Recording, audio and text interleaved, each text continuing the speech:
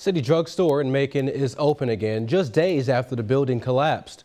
Stephen Pimpo was there today and joins us in the studio with the latest on their recovery efforts. Stephen? Winston, that's right. For those of you who need a prescription filled at City Drug, they're now operating out of their storeroom on Lawrence Street. The back of the building was unaffected by the partial collapse, allowing them to continue meeting the needs of their small town.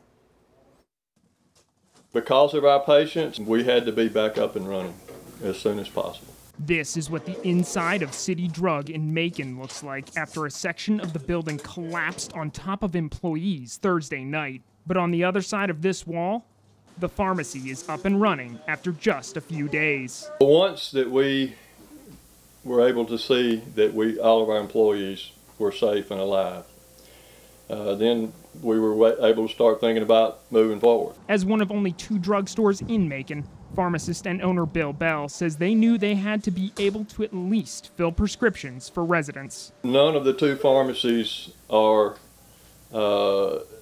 able, with what they normally do, to take on the other pharmacies' full-time business. Bell says they were able to set up temporary walls between the debris and the storeroom so that they can continue to operate on a limited basis. We got IT men in here and wholesalers help and carpenters help and everything else, and have been able in 3 days to move our prescription department. I'm just happy that we're able to be back in here, and I'm just blessed to be able to work back there with everybody, and everybody's alive. It was back through here that one of the pharmacy employees was trapped for close to 2 hours. Pharmacy technician Layla Franks was one of the others inside when the building came down and says it will take some time for things to feel normal again.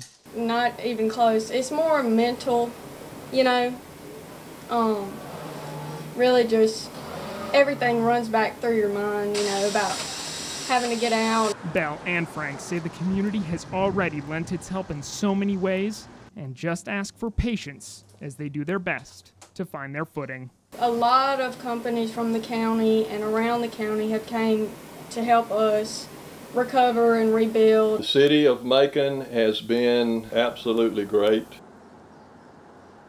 Bell says they will have a contractor come in this week to demolish and remove the collapsed part of the building.